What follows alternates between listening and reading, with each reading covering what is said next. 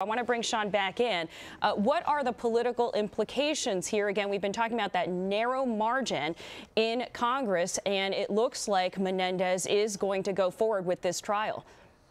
Yeah, it looks like he is, and so that's obviously not the outcome that Bob Menendez wants. It's obviously not the outcome that Democrats want. We still don't know how the trial is going to ultimately end up, whether there's going to be a guilty verdict, a conviction, things like that. But it's got to be worrisome to Democrats, because if this seat is up for grabs, it would be up to Chris Christie, the Republican governor of New Jersey, to appoint a replacement.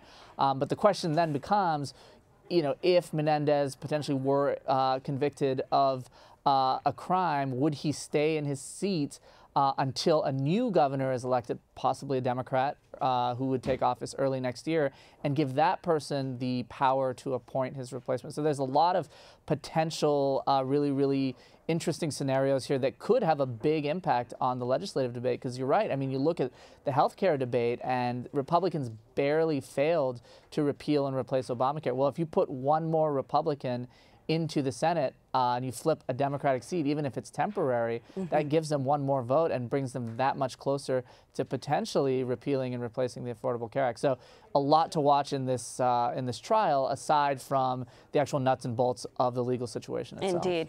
Sean Sullivan over at the Washington Post. Thanks, Sean. Thanks, Stephanie.